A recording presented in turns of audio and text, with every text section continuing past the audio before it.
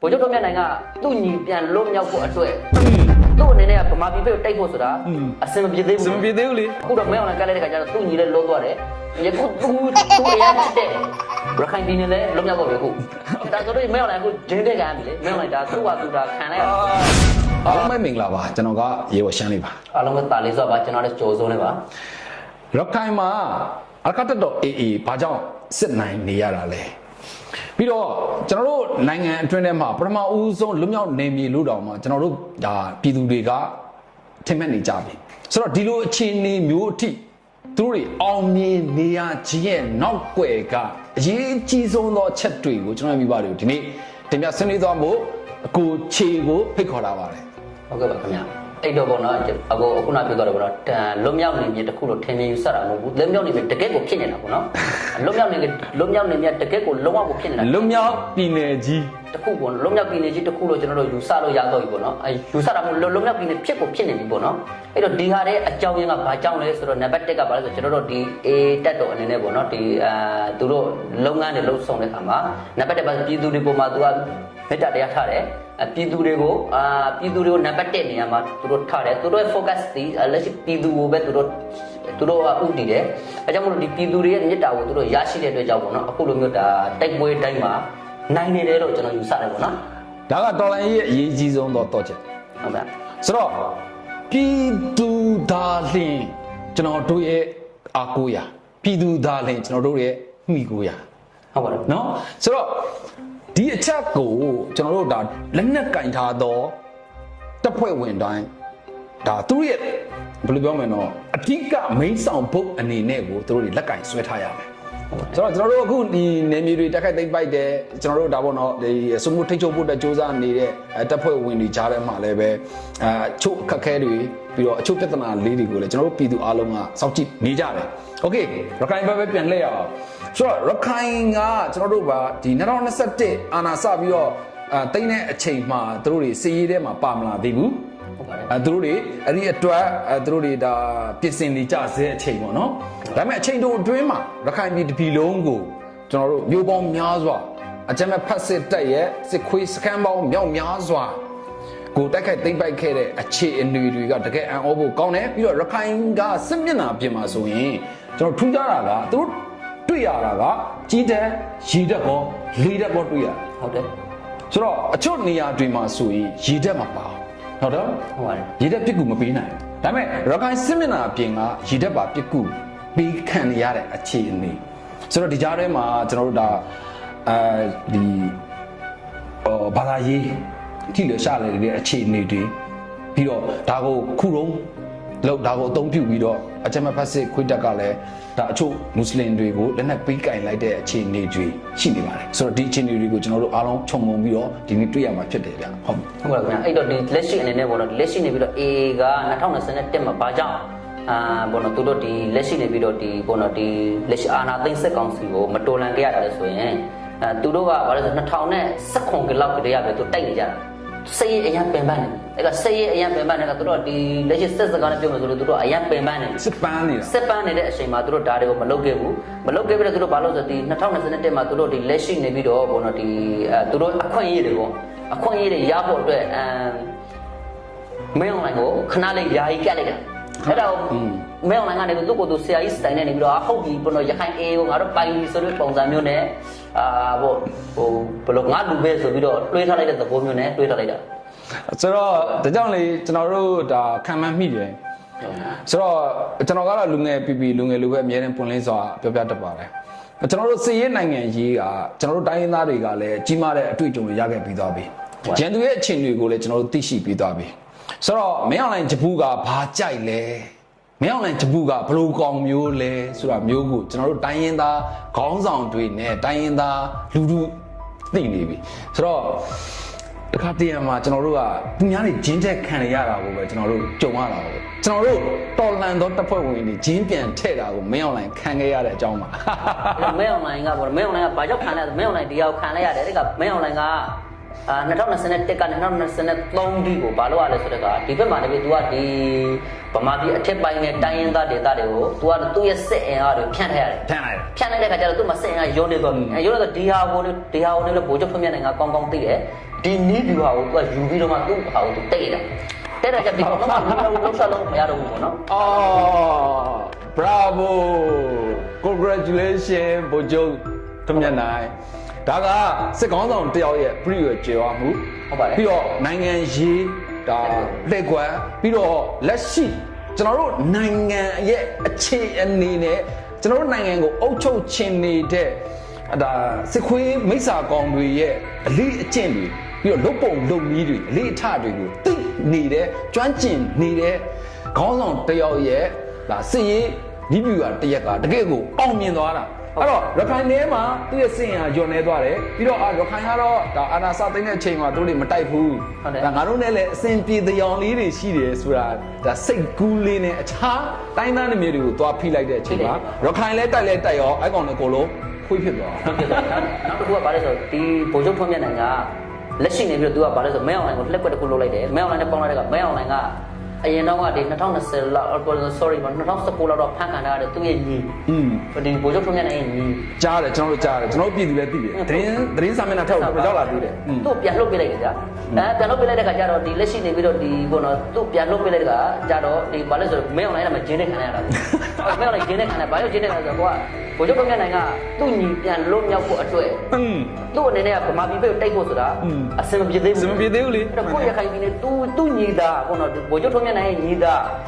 ရခိုင်ပြည်နယ်ကထောင်တစ်ခုမှရှိနေမယ်ဆိုလို့ရှိရင်ဗိုလ်ချုပ်ထွန်းမြတ်နိုင်မဲအောင်လိုင်းကတ်မှာမဟုတ်ဘူးမဲအောင်လိုင်းကတ်မှာမဟုတ်ဘူးအခုတော့မဲအောင်လိုင်းကတ်လိုက်တဲ့ခါကျတော့သူ့ညီလည်းလုံးသွားတယ်ယခုသူအရန်ချစ်တဲ့သူ့ရဲ့ရခိုင်ပြည်နယ်လည်းလုံးမြောက်တော့ပြီခုဒါဆိုတော့မဲအောင်လိုင်းခုဒင်းတဲ့ကံကြီးမဲအောင်လိုင်းဒါသူ့ဘာသူဒါခံလိုက်ကျွန်တော်တို့ကဒါဘယ်လိုလဲကျွန်တော်တို့ခံစားမိတယ်ရှက်လိုက်တာဗျာဘဘက်ကြီးအတွက်အရန်ရှက်တယ်ပြီးတော့ဘဘက်ကြီးကိုအားပေးနေတဲ့သူတွေအတွက်အရန်ရှက်ဖို့ကောင်းတယ်ဘာလို့ဆိုတော့ကျွန်တော်တို့ရခိုင်ရဲ့ဂျင်းထည့်လိုက်တာနောက်ဆုံးအဆင့်သူတို့တွေဘယ်လိုမှတော့အာဘူးရှာဘူးရခိုင်မုတ်တီကိုတော့မှမမြင်ချင်တော့အောင်ကိုဖြစ်သွားတဲ့အခြေအနေကိုကျွန်တော်တို့ဒီကနေ့ပြန်ပြီးတော့ကျွန်တော်မိဘတွေကိုတင်ပြနေခြင်းဖြစ်တယ်ဆိုတော့တခါတည်းမှာကျွန်တော်တို့စီရီတွေနဲ့ပတ်သက်ပြီးတော့ကျွန်တော်တို့ဒါမိဘတွေလည်းအရန်ကိုစိတ်ပူကြတယ်ပြီးတော့ရဲဘော်တွေလည်းအရန်ကိုပင်ပန်းကြတယ်ဝင်းရနေတဲ့ကျွန်တော်ရဲ့မိဘပြည်သူတွေလည်းအရန်ကိုပင်ပန်းကြတယ်ဆိုတော့ဒီကနေ့မှာကျွန်တော်တို့ကြားသိနေရတဲ့အချက်တွေကအရန်ထူးခြားတဲ့အချက်တွေပါအဲ့တော့နောက်တစ်ခုကဘာလဲဆိုတော့ဒီအေကဘာကြောင့်မလို့ဒီတိတ်ဝင်နေတာဆိုရင်ပြည်သူတွေရဲ့ထောက်ပံ့မှုကိုသူတို့ရယူတယ်ပေါ့နော်ထောက်ပံ့မှုဆိုတော့ပြည်သူတွေကလည်းစေတနာနဲ့လှူဒန်းတဲ့ဟာတွေစေတနာနဲ့ပေးတဲ့ဟာတွေကိုသူတို့ရယူတယ်သူတို့အတင်းအဓမ္မတွေလိုမျိုးလူယူတာမျိုးတွေဘောနော်ဒီအတင်းအဓမ္မသွားပြီးတောင်းတာမျိုးတွေမရှိဘူးသူတို့ကစေတနာနဲ့လှူတဲ့အလှူလောက်ကိုသူတို့ယူပြီးတော့သူတို့ရဲ့ဒီစစ်အင်အားအတွက်ပေါ့နော်လိုအပ်တဲ့နေရာတွေမှာအသုံးပြုကြတယ်ပေါ့နော်ဒါလည်းတစ်ချက်နောက်တစ်ခုကျတော့နံပါတ်3ကပြည်သူတွေအပေါ်မှာမကောင်းတဲ့လူဆိုပေးတယ်ဗျာဥပမာအပေါ်တော့ကြားလိုက်မှာပါဒီလက်ရှိတွေပြီးတော့လက်ရှိတွေ online ပေါ်မှာဗျာနွားခိုးတဲ့လူကိုဥပမာနွားခိုးတယ်ဗျာရွာတရမှာနွားခိုးဆိုအဲ့ဒီလူကိုလှေပေါ်မှာဒီလိုထားခိုင်းလို့ပေါ့နွားလိုကိုခိုင်းရင်ဒီလိုဖြစ်စနေတယ်ဗျာအဲ့ဒါလေးတွေကတခါတည်းရကြရင်လေဘာလို့ဆိုတော့လေဒါကျွန်တော်တို့မြန်မာဒလိဒီအချို့ပေါ့နော်ဒါထုံးတန်းအစင်လာလေးတွေမှာလည်းကျွန်တော်တို့တွေ့ရတယ်ပေါ့နော်ဟိုးအရင်တော့လည်းကျွန်တော်တို့ဒါကြုံခဲ့ဘူးမြင်ခဲ့ဘူးတဲ့ကျွန်တော်ရဲ့မိဘတွေလည်းရှိကောင်းလည်းရှိပါလိမ့်မယ်ဟုတ်ပါဆိုတော့ကျွန်တော်တို့ဒါဥမာရွာတရွာမှာပြစ်မှုလုပ်လိုက်တယ်ပြစ်မှုလုပ်တဲ့အချိန်မှာတကြီးကတတ်မလားတကြီးရွာလူကြီးပေါ့ဗျာသူ့ကိုပေါ့နော်နောက်တစ်ခါဒါမျိုးမလုပ်အောင်ရွာစဉ်ပတ်ပြီးတော့អော်ခိုင်းတာလို့ပါလို့ရှိခဲ့တယ်အဲ့ဒါမျိုးလုပ်တာပေါ့နော်နောက်တစ်ခုကသူကဘာဥမာဟုတ်တာဒီလက်ရှိနေပြီးတော့ဥမာပေါ့ဥမာဒီဟိုတစ်ခါတော့ဗျာအဒိန်မှုတူလွန်ကြတယ်2021လောက်မှဖြစ်မယ်အဲ့ဒီမှာလက်ရှိတော့ကြောက်တုံမြို့မှာကြောက်တုံမြို့ကအဲ့ဒီမှာစိတ်မနှံ့တဲ့ကောင်မလေးပေါ့နော်အသက်73နဲ့အရွယ်စိတ်မနှံ့တဲ့ကောင်မလေးတယောက်ကိုအဲ့ဒီမှာနေပြီးတော့ယောက်ျားရဲ့မိုင်း4ယောက်ကမဒိန်ကျင်တယ်ဆိုတော့အဲ့ဒီမဒိန်ကျင်တဲ့လူ4ယောက်ကိုသူတို့အဲ့ဒီမှာလက်ရှိနေပြီးအေတက်ကဖမ်းသွားတယ်ဖမ်းတော့သူတို့ထောင်ချလိုက်တယ်ပေါ့ဗျာထောင်ချလိုက်တဲ့ကသူရဲ့ပြင်းမှုပြစ်ဒဏ်နဲ့သူညီညွတ်အောင်ချလိုက်တယ်ချတော့အဲ့ဒီလူတွေကနောင်တရတယ်ဆိုလို့ရှိရင်အဲ့ဒီလူတွေကိုသူတို့ကနေပြီးတော့ပြန်ပြီးတော့ပေါ့နော်ဒီဘယ်လိုသူတို့ပြန်ပြီးတော့မိုးမှန်ပေးတယ်ပေါ့နော်သူတို့မိသားစုစောင်းနေရပဲစအဲ့ဒါမှအေကနေပြန်ထောက်ပံ့ပေးထားတာရှိတယ်ပေါ့နော်ဒါတွေကကျွန်တော်တို့ပေါ်တယ်မြင်ကိုတွေ့ခဲ့ရတာတွေ့ခဲ့ဒါတွေကခုနပြောသလိုတော့ဒါဒီပြည်နယ်ခုကိုဒါကျွန်တော်တို့ဒါထိတ်ချုပ်ဖို့ဆိုတာကပြည်သူဘယ်လောက်အရေးကြီးလဲဆိုတာက အတိတ်က ကြည့်ပါတယ် အတိတ်ပါအဲ့တော့သူကလက်ရှိနေပြီးတော့ဒီလက်ရှိ A ကဘာလဲဆိုကျွန်တော်ဆိုလိုတာကမကောင်းတဲ့လူမကောင်းတဲ့အတိုင်းစီမံတယ်ဒါပေမဲ့ကိုလူမျိုးအရှင်းရှင်းဖြစ်နေတဲ့အတွက်ကြောင့်မလို့တနာငိမ့်ညာတဲ့အားဖြင့်ပေါ့နော်အသက်သာဆုံးပြစ်တာမျိုးတွေသိကြတယ်ပေါ့နောက်တစ်ခုကကြတဲ့ကသူကဘာလဲဆိုကောင်းတဲ့လူဆိုတဲ့နောက်လည်းသူကောင်းတဲ့လူအလျောက်ပေါ့နော်သူကနေပြီးတော့ကောင်းကောင်းမွန်မွန်နဲ့တူတူဆောက်ရှောက်ပေးတယ်ပေါ့နော်ဒါကနေပြီး A ရဲ့ရခိုင်ပြည်သူတွေအပေါ်မှာထားတဲ့မေတ္တာတရားဒီမေတ္တာတရားကိုဘယ်သူတခံစားလဲဆို A တက်ဖို့ဝင်နေအားလုံးခံစားရတယ် โอเคအဲ့ဒါရန်ကိုဟိုဘယ်လိုပြောမလဲကျွန်တော်အခုဒီဟာကိုချေပြောနေတဲ့အချိန်မှာပဲကျွန်တော်တော့မှစိတ်ထဲမှာအေးသွားတယ်ဆိုတော့ပြည်သူကိုမေတ္တာထားတဲ့ဒါတပ်ဖွဲ့ဝင်တွေသူတို့ဘာပြန်ရလဲပြည်သူကပြန်ပြီးတော့မေတ္တာပြန်ထားတဲ့အရာကိုပြန်ရတယ် ဟုတ်တယ် နော်ဆိုတော့ဒါကျွန်တော်တို့ဒါစစ်အောင်နိုင်ခြင်းရဲ့အကြီးဆုံးတော့ချက်ဖြစ်တယ်ဗျာဟုတ်ပြီဒီအခြေအနေမှာရခိုင်ပြည်အတွင်းထဲမှာနော်ဒါကျွန်တော်တို့ဒီရခိုင်နေစမတိုက်ခင်နေရပါတော့ရှိနေတဲ့ဒါတက်စကန်တွေပြီးတော့ viewer ကုန်းတွေလက်နက်ကြီးကုန်းတွေအဲ့ဒီမှာဒါလုံးတော့တာဝန်ထမ်းဆောင်နေတဲ့စစ်ခွေးတွေရဲ့အခြေအနေတွေကကျွန်တော်တို့ဘယ်လိုမျိုးသူတို့တွေနေထိုင်စားတော့ရလဲပြောချင်တာကရခိုင်ပြည်ထဲမှာသူတို့တွေဘယ်လိုနေရလဲ ဟုတ်ပါတယ်ခင်ဗျဒီ A မပိုခင်ပေါ့နော်ဒီ A ကပိုလာပြီပေါ့ A ပိုနေပြီကျွန်တော်2013မှာနေပြီးတော့အိန္ဒိယနဲ့ကျွန်တော်ပြန်လာတာဆိုတော့ဒီကျွန်တော်ရန်ကုန်ဘက်မှာပဲကြောင်းတက်များတဲ့ခါကျတော့ရန်ကုန်နဲ့နိုင်ငံခြားမှာကြောင်းတက်တာများတဲ့ခါကျွန်တော်ဒီရခိုင်ပြည်နယ်မှာစက်ခွက်တွေကြောင်းတိုက်ပြီးတော့မသိဘူးနော်ဒါပေမဲ့ကျွန်တော်ဒီ2013နောက်ပိုင်းမှာကျွန်တော်ရခိုင်ပြည်နယ်ရောက်တဲ့ခါမှာဒီလက်ရှိနေပြီးတော့ပေါ့တော့ကျွန်တော်ကိုယ်တိုင်နိုင်ငံရေးလောကထဲကိုဝင်လိုက်တဲ့ခါဒီစက်ခွေးတွေရဲ့လောက်ရက်ကိုကျွန်တော်ကောင်းကောင်းသိလာတယ်သူတို့ရွာတွေသွားတယ်ရွာတွေသွားလို့ရှိရင်ရွာတွေမှာအဲ့ဒီရှင်တော့ဆိုရွာတွေသူတို့ဆင်းသွားပြီးဆိုလို့ရှိရင်ရွာတွေသူတို့ကြောက်ရတယ်ကြောက်တော့ရွာတွေမှာကောင်မလေးတွေမြင်လို့ရှိရင်အဲ့ဒီမှာကောင်မလေးတွေကိုသူတို့ဘိသက်သက်ပြောတယ်ကကောင်အထင်ကြီးတဲ့ကောင်မလေးတွေသူတို့ခေါ်သွားတာပေါ့ဒီလိုမျိုးတွေနဲ့ပေါ့နော်နောက်တစ်ခုကဘာလဲဆိုတာဒီသူတို့ဘာလဲဆိုရွာတွေဝင်လာပြီဆိုလို့ရှိရင်အရက်တောက်တယ်ဗျာအရက်တောက်တယ်မူတယ်ယူတယ်ပေါ့နော်သူတို့ဘယ်သူမှလာပြီးတော့မပြောရဘူးအဲ့ကသူတို့ကလည်းသူတို့မကျင်နိုင်အရက်ဆိုင်မှာအရက်တောက်ကြရင်လည်းကျွန်တော်ရခိုင်လူမျိုးဆိုတာကအရက်တောက်လို့ရှိရင်စကားနည်းနဲ့အတန်ကြေပြကြတယ်ဗျာဒါရွာဖြစ်မဟုတ်ကျွန်တော်တို့ကြုံလို့အားရပါရပြောတာအဲ့တော့အဲ့ဒါဟိုအဲ့ဒီကောင်လည်းထားပြီးပါရတာမျိုးတွေပေါ့နော်အဲ့ဒါမျိုးတွေကျွန်တော်မြင်ခဲ့ရတယ်နောက်ဒီကျွန်တော်ကိုယ်တိုင်လည်းဟိုကျွန်တော်မျက်စိရှိမှတက်မြင်ခဲ့ရတဲ့အဖြစ်အပျက်တစ်ခုပြောမယ်ကျွန်တော်ဒီမှာရခိုင်ပြည်နယ်အမျိုးသားအင်အားစုပါတီပါတောင်ကုန်းမြို့နယ်ဥက္ကဋ္ဌလုပ်တော့ကကျွန်တော်ဒီမှာနေပြီးတော့ပေါ့နော်ဒီဘယ်လိုခေါ်မလဲကျွန်တော်တို့ဒီကြေးကစီအောင်ရေးအနေနဲ့ကျွန်တော်ဆင်းသွားတယ်ပေါ့နော်ပါတီစီအောင်ရေးတစ်ခုနဲ့ဆင်းသွားတယ်ဆင်းသွားတဲ့ကအဲ့ဒီရွာမှာနေအဲ့ဒီရွာမှာနေပြီးတော့စက်ခွေးတက်ကအဲ့ဒီမှာတိုက်ကြကြီးပကောင်ပေါ့သူ့နာမည်ဂျုံမဲအဲ့ဒီအခုလက်ရှိဒီဟာကငါစစ်စေးနဲ့ကိုကိုဌာနအမှန်ငါကအဲ့ဒီမှာတိုက်ကြကြီးဂျုံမဲဆိုတဲ့ကောင်အဲ့ဒီကောင်ကနေပြီးတော့ဘာလာလို့လဲဆိုတဲ့ကအဲ့ဒီကျွန်တော်တို့အဲ့ဒီမှာစီယုံရေးဆင်းနေကြတယ်ဗျာအဲ့ဒီမှာရွာသူရွာသားတဲ့အစီအဝေးလုပ်နေကြတာသူရောက်လာပြီးတော့အဲ့ကောင်တွေမင်းတို့ဘယ်ကလဲပါညာဆိုတော့ဟာကျွန်တော်ပါတီဥက္ကဋ္ဌတယောက်တော့သူ့ကြောက်တော့တယ်သူကမူယူနေပေါ့နော်သူ့တပည့်3ယောက်နဲ့အဲ့ဒါမျိုးတွေပေါ့နောက်ပြီးသူအဲ့ဒီကလူတွေသူဟဲ့မင်းတို့တွေနေပြီးတော့အခုရှိဒီအိမ်ဘွားဆင့်လူမစုတော့ဘာညာပေါ့နော်ဒီလိုမျိုးတွေပေါ့ကျွန်တော်တို့ကနိုင်ငံရေးစကားပြောတာဗျာကျွန်တော်နိုင်ငံရေးဟိုးပြောသွားတာတနည်းအားဖြင့်ဒါဟိုးပြောဆိုတာဒီလက်ရှိနေပြီးတော့ပြည်တော်စုအစိုးရကနေတရားဝင်ခွင့်ပြုခြင်းနဲ့ခွင့်ပြုထားတဲ့ပါတီဒီပါတီမှာအလုပ်လုပ်တဲ့လူတယောက်ကဒီပါတီရဲ့စီယုံရေးကိုဘယ်ညမှသွားပြီးစီယုံရတယ်မှန်ဆိုတော့အဲ့ဒါကိုသူတို့ကနေပြီးအဲ့ဒါမျိုးလောက်ထားတဲ့ကရွာသူရွာသားတဲ့ကြောက်ပြီးပြေးသွားကြတာပေါ့အဲ့တော့အဲ့ဒီခါကျွန်တော်သူ့တိုင်လိုက်တယ်ဗျာဒါတော့ဟိုတိုင်လိုက်လို့တော့ပြုတ်သွားတာဒါတော့ထားလိုက်တော့အဲ့တော့ဆိုလိုတာကသူတို့တွေကအဲ့ဒါမျိုးပေါ့နော်ဒီလက်ရှိနေပြီးတော့ဒီ2013 2014လောက်ကတည်းကပေါ့နော်သူတို့ကဘာလုပ်ကြလဲဆိုတော့ပြည်သူတွေကိုအနိုင်ကျင့်တဲ့ပုံစံမျိုးမြတ်တာမထားဘူးအဲ့ကပြည်သူအခုသူတို့ဆက်ရှောင်းတာဒါတွေကြောင့်သူတို့ကပြည်သူတွေကြားတဲ့ကိုတော့သွားလို့မရဘူးပြည်သူတွေကြားတဲ့ကိုသွားရင်လည်းသူတို့မှသေလာနေရှိတယ်ပြည်သူတတ်မှာအေးမတက်ဘူးတတ်မှာကျွန်တော်တို့ကြုံရတယ်ဆိုတော့ဥမာဆိုတော့ကျွန်တော်တို့ဒီဒေါ်လာရေးတပ်ဖွဲ့ဝင်တွေဗျာကျွန်တော်တို့မြို့နယ်ကြီးရွာတွေမှာဖြစ်ပေါ့နော်ကျွန်တော်တို့သွားတယ်ကျွန်တော်တို့သွားတဲ့နေရာတွေကကျွန်တော်တို့နဲ့ဘာသာစကားမတူဘူးနောက်တိုင်းသားနေပြည်တော်ကိုကျွန်တော်တို့ရောက်သွားတယ်ကျွန်တော်ရောက်သွားတဲ့အချိန်မှာကျွန်တော်တို့အဲ့ရအခုကြီးတောင်းရတယ်အမုတ်ဆိုင်သွားခြင်းလို့လမ်းလေးညှို့ပေးပါသူတို့မုတ်ဆိုင်လှမ်းပြီးလမ်းပြတယ်မုတ်ဆိုင်မှာကျွန်တော်တို့မုတ်တွေပါဝယ်လိုအပ်တယ်ပေါ့နော်အရာတွေပါဝယ်တယ်ပေါ့နော်ကုန်စုံဆိုင်လိုမျိုးပေါ့ဆိုတော့အဲ့ဒီမှာကျွန်တော်တို့ဘာသာစကားနားမလဲဘူးဒါပေမဲ့ကျွန်တော်တို့ဒီပြည်သူ့ကာကွယ်ရေးတပ်ဖွဲ့ဝင်တွေမှန်ကျွန်တော်တို့တိုင်းသားတွေသိတယ်တိုင်းသားတွေသိတယ်ကျွန်တော်တို့လက်ညှိုးထိုးတဲ့အရာတွေကိုသူတို့ပေါ့နော်အကုန်လုံးလိုက်ပြီးတော့စီစဉ်ပေးတယ်သူတို့ချာချာထုတ်ပိုးပေးတယ်ပြီးတော့ကျွန်တော်တို့ဒါဝယ်ပြီးတော့ငွေရှင်းပေးပြီးရင်တော့မှသူတို့ကဥမာပွန်သီးကိုလက်ဆောင်ထည့်ပေးလိုက်တာမျိုးပြီးတော့ရေတံဘူးကတ်တွေပေးလိုက်တာတွေရှိတယ်ပြီးတော့ကျွန်တော်တို့တောက်ဖို့ဆိုပြီးတော့ဖတ်ကြမ်းထုတ်တယ် ဖတ်ချန်းထုတ်တွေကိုလက်ဆောင်အနေနဲ့ထည့်ပေးလိုက်တာရှိတယ်ဒါကတိုင်းရင်းသားတွေနဲ့ကျွန်တော်တို့ပြည်သူ့ကာကွယ်ရေးတပ်ဖွဲ့ဝင်လူငယ်တွေမြေပြင်မှာတကယ်ကြုံတွေ့ခဲ့ရတယ်ကျွန်တော်ကိုယ်၌လက်တွေ့ကြုံခဲ့ရတဲ့အခြေအနေဒါပေမဲ့အကြမ်းမဲ့ဖတ်စစ်ခွေးအောက်မှာတာဝန်ထမ်းဆောင်နေတဲ့စစ်ခွေးတွေကျွန်တော်တို့ရခိုင်မြေမှာကြုံတွေ့နေရတဲ့အခြေအနေကတော့မုတ်ဆိုင်မှာပတ်စံရှိတာတော့မှသွားဝယ်မစားရဲတဲ့အဖြစ်ပြီးတော့ဘာလာဝယ်မယောင်းတဲ့အဖြစ်ပြီးတော့တကယ်လို့သွားဝယ်တို့လမ်းမပေါ်ထွက်ရင်တောင်မှအသက်ခံရနိုင်တဲ့အခြေအနေမျိုးအသက်ခံတယ်အသက်ကိုခံရတော့တာပေါ့နော်2019က2019ကဖြစ်မယ်အဲ့ဒီမှာလို့စစ်ဘိုးကပေါ့နော်စစ်ဘိုးတယောက်ကကြောက်တုံမြို့မှာကြောက်တုံမြို့မှာဗန်ထုတ်တော့တာငွေထုတ်တော့တာဟုတ်ပြီ2ယောက်သွားတယ်2ယောက်သွားတာအဲ့ဒါကိုကြောက်တုံမြို့ကအဲ့ဒီမှာနဲ့စိုက်ကကေဆွဲတဲ့လူတွေကဝိုင်းလို့ဓာတ်ထုတ်လိုက်တယ်ပြီးသွားတယ်ပေါ့နော်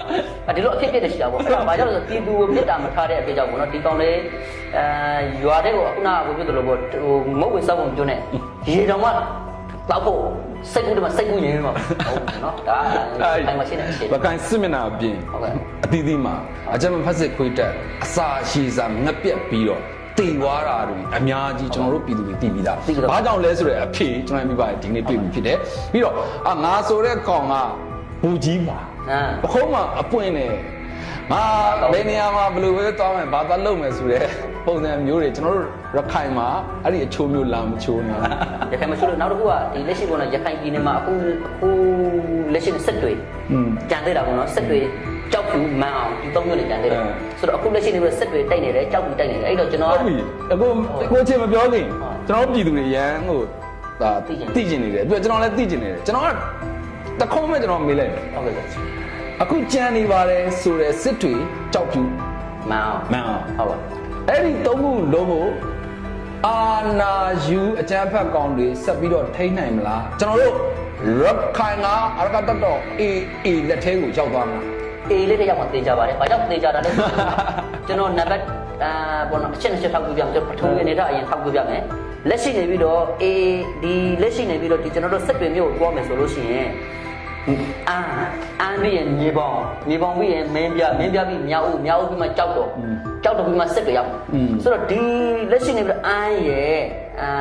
့မင်းပြရဲ့sorry အန်ရဲ့မြေပေါင်းရဲ့မင်းပြရဲ့မြောက်ဦးရဲ့ကြောက်တော်ရဲ့ကိုအေကနဲ့သိမ်းထားတာအေးလုံးမြောက်နေဖြစ်နေတယ်ဆိုတော့ကြံတဲ့နေရာလေးတွေကဘာလဲဆိုဒီအခုလက်ရှိနေပြီးတော့စစ်တွေတကွက်စာကြံတယ်ဆိုတော့ဒီစစ်ခွေးတွေကဒီစစ်တွေမျိုးမှာအထိုင်ချထားတဲ့ဒီစစ်ခွေးတွေကဘယ်သူထောက်ပံ့ခြင်းနဲ့ဘယ်သူစီကပိုက်ဆံနဲ့သူတို့စားတော့မယ်မျိုးတဲ့ကို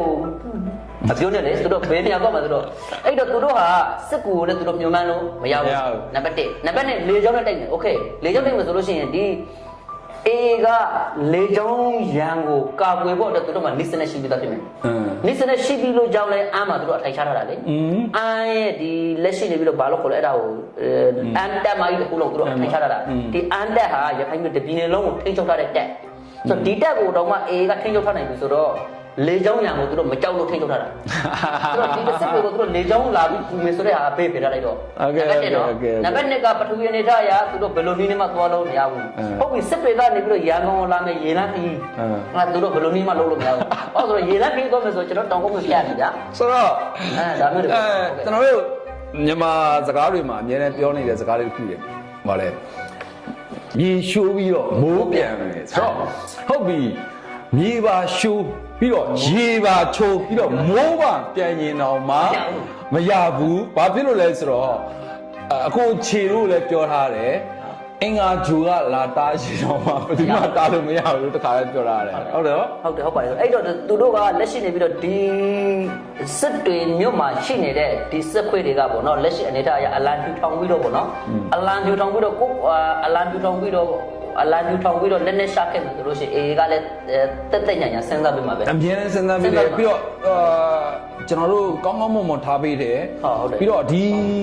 ီသူတို့ပေါ့နော်ဒါလက်နဲ့ချတယ်အញ្ញမ်းခံတယ်အလံပြူထောင်တယ်ပေါ့နော်အဓိကဖြစ်ကတော့အေးနဲ့ပူပေါင်းတယ်ပေါ့ဗျာအေးနဲ့ပူပေါင်းတယ်ဆိုရင်အေးကတော်တော်လေးကိုတန်မိုးထားတာကိုကျွန်တော်တို့ဒါထူးခြားစွာတွေ့ရတယ်ဗျာဟုတ်ကဲ့ဗျာအဲ့တော့သူတို့အနေနဲ့ပေါ့နော်ဒီဟာကိုတပြီးတော့အလံပြူထောင်ပြီးတော့ဒါဟာတပြီးတော့ကိုယ့်ရဲ့မှားကြောင်းကိုဝန်ခံပြီးတော့ပေါ့နော်ဒီလက်ရှိနေပြီးတော့အေတက်တော်နဲ့ပူပေါင်းပေးတာတစ်မျိုးတကယ်လို့မပူပေါင်းဘူးဆိုရင်မဟုတ်သေးပါပဲသေလိုက်တော့ဘာကြောင့်လဲဆိုတော့ဒီ ဒီလက်ရှိမျိုးစစ်တွေမျိုးကကျွန်တော်ခုနပြောပြီးပြီလေဗျာသူတို့ဝင်လာတဲ့လမ်းကြောင်းမှန်သမျှသူတို့ဒီလက်ရှိအင်အားလာဖြစ်တဲ့မဲ့လမ်းကြောင်းမှန်သမျှကိုထိန်းချုပ်ထားတာနောက်တစ်ခုကကြောက်ပြူဒါကြောက်ပြူကြောက်ကျွန်တော်ပြောမယ်ကြောက်ပြူကရေလန်းနဲ့ဘောနော်ဒီကြောက်ပြူရေလန်းကောင်းလန်းလေလန်းဘောနော်လေချောင်းလန်းဘောနှစ်ခုရှိတယ်ဘောနော်ဒီလေချောင်းလန်းတစ်ခုကိုလေချောင်းလန်းဆိုတော့အခုလက်ရှိလေချောင်းကိုလည်း A ကထိန်းချုပ်ထားပြီဆိုတော့အခုဒါဆိုရေချောင်းလန်းကိုလည်း A ကထိန်းချုပ်ထားပြီဒီတက်ရှိကြောက်ပြူကိုတွားဖို့အတွက်ကိုဗမာပြည်ဘက်ကလာမယ်ဆိုလို့ရှိရင်ဒီဘောနော်မင်းဘူးကာမလန်းကလာမယ်ဆိုအံကိုဖျက်ရမယ်အံကိုဖျက်ရမယ်လူဝင်ကလာဖြစ်တဲ့ဖို့အတွက်အဲ့တော့သူတို့လေချောင်းကနေပြီးလူလာချပြီဆိုလို့ရှိရင် A ကလေချောင်းရအောင်ထိန်းချုပ်ထားပြီဆိုတော့သူတို့အနေနဲ့ဘယ်လိုပုံစံမျိုးနဲ့အသက်ရှင်ပါလဲအဲ့တော့လက်ရှိကြောက်ပြူကိုတိုက်နေတဲ့ A တွေစီမှာကိုလက်နဲ့ရှာပြီးအညက်ခံမလားဒါမှစစ်ပြီးတော့ဒီမဲအောင်နိုင်ရဲ့မဲအောင်နိုင်အတွက်အသက်ခံမလားပေါ့နော်တက်ပတော်မှာပြောထားတာတခုရှိတယ်ပြည်သူသားလည်းအမိပြည်သူသားလည်းအဖလို့ပြောထားတယ်အဲ့တော့ပြည်သူသားလည်းအဖပြည်သူသားလည်းအမိမဟုတ်ဘူးအခုမဲအောင်နိုင်ကအဖမဲအောင်နိုင်လည်းအမိဖြစ်နေတာဆိုတော့မဲအောင်နိုင်ကိုပဲမဲအောင်နိုင်ဒီအဖေမဲအောင်နိုင်ဒီအမိဆိုတဲ့စိတ်ဓာတ်မျိုးနဲ့တွားပြီးတော့ပေါ့နော်စိတ်ဓာတ်မျိုးနဲ့နေပြီးတော့အေကိုပြန်ပြီးတော့တိတ်မလားပေါ့ဒါဆိုလို့ရှိရင်သူတို့ဘဝဟာသေလန်းကလွယ်ပြီးတခြားလမ်းမရှိအဲ့ဆိုတော့ကြောက်တွေလည်းစစ်တွေလည်းကောင်းတော့မှာစစ်တွေလည်းစိုးအောင်ပါပဲကြောက်ပြူလည်းစိုးအောင်ပါပဲပြီးတော့နောက်တစ်မျိုးမန်အောင်ကကြတော့ तू ကမန်အောင်ကလည်းစိုးအောင်ပါပဲမန်အောင်ကဘာလို့မန်အောင်ကရေရတစ်ခုရှိတယ်ဆိုတော့နော်ကျွန်တော်တို့ဒါအခုခြေကအခုခံမှန်းထားတယ်ရခိုင်ပြည်ထဲမှာလက်ရှိနောက်ဆုံးကျန်နေတဲ့မြို့၃မြို့ဟုတ်ပါတယ်နော်စစ်တွေစိုးအောင်ပါပဲစိုးအောင်ပါဟုတ်တယ်နော်ကြောက်ပြူစိုးအောင်ပါပဲဟုတ်တယ်မန်အောင်စိုးအောင်ပါပဲရွေးချယ်စရာအခုပဲရှိတယ်ဟုတ်ပါတယ်အရကတတော့ AA နဲ့ပူပေါင်းပါဟုတ်တယ်ဒါဆိုရင်တော့သူတို့တွေအသက်ရှင်သန်ခွင့်ရမယ်မိသားစုနဲ့တစ်ချိန်မှာပြန်ဆုံတွေ့ခွင့်ရမယ်ကောင်းဝင်နိုင်ခွင့်ရနော်ဟုတ်ပါတယ်တကယ်လို့လက်နဲ့မချဘူးခေါင်းမနေမယ်ဆိုရင်တော့သေလားတခုပဲရှိတယ်အကုန်လုံးသေဖို့ပဲရှိပါတယ်ကျွန်တော်လည်းပြောဘူးတယ်ဒါစစ်တူမှာရှိတယ်ဒါအဲ့ဒီမှာရှိတယ်ကျွန်တော်တို့ဒါပြည်သူစစ်တွေရောဟုတ်လားညီမျိုးစုံနဲ့အဖို့ခံထားရတဲ့ဒါစစ်မှုထမ်းအသက်ကလေးတွေရောပြီးတော့လက်ရှိအာဏာယူအောက်မှာတာဝန်ထမ်းဆောင်နေတဲ့စစ်ခွေးတွေရောကျွန်တော်ပြောမှုတဲ့သုံးသပ်ချက်တစ်ခုရှိတယ်အဲ့ဒါဘာလဲဆိုတော့အဲ့ဒီစစ်တွေမှာထွက်လန်းပြေးလန်းမရှိတော့တဲ့အတွက်အကုန်လုံးရည်တွေကိုခုန်ချပြီးတော့ကိုယ့်ကိုတက်တည်ရမယ်အခြေအနေရောက်သွားလိုက်ပြီဟုတ်ပါတယ်နော်ဟုတ်ပါတယ်အဲ့ဒီမှာရှိတဲ့နဗီးတွေကလည်းကန်းကက်စရာအဲ့ဒီမှာရှိတဲ့စစ်သမောတွေကန်းကက်စရာနေရာမရှိဘဲနဲ့ပင်လယ်မှာပဲတဝဲလဲနဲ့နောက်ဆုံးမှာကြီးထိုးစားခံရလိမ့်မယ်ဆိုတာမျိုးကျွန်တော်သုံးသပ်ခဲ့ဘူးလေဟုတ်ပါတယ်သူတို့ကန်းကက်လို့လည်းမရဘူးဘာလို့ဆိုတော့သူတို့ကကန်းကက်တယ်ဆိုတော့ဒီဘက်ကနေတော့ A က A ရဲ့စစ်မျက်နှာပြင်ကနေပြီးတော့ဒီလက်ရှိနေပြီးတော့ဒီကျွန်တော်တို့နေပြီးတော့ကိုယ်ရခိုင်ပြည်နယ်ဘက်မှာဆိုလို့ရှိရင်ဒီလက်ရှိ A ရောက်တဲ့မှာဆိုလို့ရှိရင်ပသိမ်မြို့ဒါပသိမ်မြို့အပိုင်းပေါ့လေပသိမ်မြို့နယ်အပိုင်းအဲ့ဒီနေရာတွေအားလုံးဆိုဒီရေကြီးတော့အလုပ်တော့ပေါ့နော်အဲ့ဒီနေရာတွေသူတို့သိမ်းထားတာဆိုတော့ဒါဒီရခိုင်နဲ့ AR နေဆက်အရှောက်တော့သူသိမ်းထားတာဆိုတော့သူတို့ဒီဘက်ကနေပြီးတော့ဒီဘက်ကလက်ရှိနေပြီးတော့ဒီလက်ရှိနေစက်ခွေးတွေကအဲ့ဒီလမ်းကနေပြီးတော့စက် AR ပို့လို့လည်းအဆင်ပြေဘူးအဲ့တော့ဒီမန်အောင်ကြတဲ့ခါအေးကထက်စင်းသားမှာမဟုတ်ဘူးမန်အောင်ကခေါင်းနဲ့ထက်စားမှာဘာလို့လဲမန်အောင်ကကုန်းလမ်းမရှိဘူးရေလမ်းတစ်ခုမရှိဘူးရေလမ်းတစ်ခုမရှိဘူးအဲ့တော့လေရင်ခွဲလည်းမရှိဘူးတော့ဒါကြောင့်အော်တိုဆိုအောက်တွေရှိတယ်ကျွန်တော်တို့ဒါမြို့တွေထဲမှာပေါ့နော်ကျွန်တော်သတင်းသုံးသပ်တဲ့အချက်တွေမှာဆိုလဲကျွန်တော်ပြောတယ်ပေါ့နော်ဘယ်ဆိုတော့ base scan ကိုတက်ခိုက်သိမ်းပိုက်လိုက်တယ်ဆိုရင်တော့ဘယ်နေရာအော်တိုဆိုအောက်ဆိုတာကျွန်တော်တို့ကသိရှိပြီးသားပေါ့နော်ဒေတာကန်တွေပိုသိမှာပါဟုတ်ပြီဒါဆိုရင်တော့ဒီကနေ့မှာကျွန်တော်တို့ဒါအကိုချေစီကထွက်လာတဲ့ဒါကျွန်တော်တို့ဒါစစ်တွေကလည်းရခိုင်လက်ထဲကိုရောက်မှာပဲကြောက်ဖြူကလည်းရခိုင်လက်ထဲကိုရောက်မှာကိုကျွန်တော်တွေ့ရမှာဖြစ်တယ်မန်အောင်ဆိုတာလည်းပြောစရာမရှိသိကြပါတယ်ဒါကြောင့်ရခိုင်ပြည်လုံးကတော့အရကတက်တော့ AA လက်ထဲကိုရောက်ပြီးတော့ကျွန်တော်တို့ရခိုင်သားတွေဟာလွတ်မြောက်တော့နေမြဖြစ်ပြီးတော့လွတ်မြောက်တော့သူတွေအဖြစ်သူတို့ရဲ့ဒါလွတ်မြောက်ခြင်းရတာတွေကိုခံစားရဖို့အနည်းဆုံးမှရှိတယ်ပြီးတော့ဖြစ်လာနေပြီဟုတ်ပါတယ်ခင်ဗျာဆိုတော့ဒါဆိုရင်ကျွန်တော်တို့ဒီနေ့အနှစ်ချုပ်မှာကျွန်တော်တွေ့တာကတော့ကျွန်တော်တို့တော်လှန်ရေးအောင်မြင်ဖို့အတွက်ပြည်သူသားလင်းအရေးကြီးတယ်ပြည်သူပေါ်ထားတဲ့စေတနာပြန်ပြီးတော့ဒါအကျိုးခံစားရတယ်ဆိုတာကိုကျွန်တော်တွေ့ရမှာဖြစ်တယ်ဆိုတော့ဒါဆိုရင်ဒါရခိုင်မှာလက်ရှိကြံနေသေးတဲ့အကြမ်းဖက်စစ်ခွေးတက်ရဲ့မိသားစုတွေ ဟုတ်ပါတယ် သူတို့တွေကိုဘယ်လိုမျိုးလေးမှားခြင်းလဲ သူတို့တွေပေါ့နော်သူတို့တွေမှားချင်နောက်တစ်ခုကသူတို့နဲ့ဟိုအဆက်တွေမရဟိုဥပမာဒီလက်ရှိဒီဗီဒီယိုကိုဒီကျွန်တော်တို့ရဲ့ပေါ့နော်ကျွန်တော်တို့ဒီတင်ဆက်တာကိုကြည့်နေတဲ့ ဟိုရက်ကွက်က ဟိုရက်ကွက်လူတွေလည်းရှိမှပဲအဲ့ကသူတို့လည်းပြန်ပြောပြလိုက်ပါပေါ့နော်ပြောတစ်ဆက်ကတစ်ဆက်ကလည်းပြောပြစေချင်တာကကိုယောက်ျားကိုသားသမီးကိုပေါ့နော်အမြန်ဆုံးလက်နဲ့ရှာခိုင်းဖို့ပေါ့နော်အဲ့ဒါလေးကိုကျွန်တော်ပြောချင်တယ်။ဘာကြောင့်လက်နဲ့ရှာခိုင်းကျွန်တော်လက်နဲ့ရှာခိုင်းပါလို့ကျွန်တော်ပြောတာမဟုတ်ဘူး။စဉ်းစားပါသုံးသပ်ပါ။ဘာကြောင့်လဲဆိုတော့ဒီစစ်ပေမျိုးကိုကျွန်တော်ခုနထောက်ပြီးပြီလေဗျာ။ဗမာပြည်ဘက်ကလာမယ်ဆိုလို့ရှိရင်သူတို့လေကြောင်းရံကိုကာကွယ်ဖို့အတွက်အေးမာနေပြီးတော့အထိုင်ချထားပြီးတော့သူမှာအဲ့တော့ဒီဘက်ကောင်းချောင်းကလာမယ်ဆိုလို့ရှိရင်ကောင်းချောင်းကိုသူတို့အထိုင်ချထားပြီးအဲ့တော့သူတို့ကလက်ရှိနေပြီးတော့ပေါ့နော်လက်ရှိအေးကပထမတော့ကရခိုင်ပြည်နယ်ကိုဖြက်လေးဖြက်နေဖြက်တယ်။ရခိုင်မျိုးဖြက်လေးပြက်နဲ့ကျွန်တော်တို့အာနာရှင်အုပ်စုကလောက်ခဲ့တာ တိတ်တယ်အဲ့တော့အာနာရှင်အုပ်စုကနေပြီးဖြက်လေးဖြက်တိတ်တယ်အခုအေကနေပြီးတော့အဲ့ဒီကောင်တို့ပြန်ဖြက်လေးဖြက်နေဖြက်နေတယ်အဲ့တော့ဖြက်လေးဖြက်နေပြီးဆိုသူတို့မှရွေးရှင်စရာလမ်းမရှိတော့ဘူးနော်အဲ့တော့အသေးခံမဲအွန်လိုင်းအတွက်အသေးခံပြီးတိုက်မလားဒါမှမဟုတ်လည်းနဲ့ရှာပြီးတော့ဘောနော်အလဲဝင်လာမလားဘောနော်အဲ့ဒါဆိုလို့ရှိရင်တော့အေကနေဝင်လာ ဒါကြောင့်မှဒါကျွန်တော်တို့ပြည်သူတွေဆိုရင်ဒါကျွန်တော်တို့အခုလက်ရှိပေါ့နော်ဒါတော်လိုင်းရေးရဲ့ကာလာတောက်လျှောက်လုံးကိုကျွန်တော်တို့ရဲ့လှုပ်ရှားမှုတွေပြီးတော့ကျွန်တော်တိုင်းရင်းသားအဖွဲ့အစည်းမျိုးစုံရဲ့ပေါ့နော်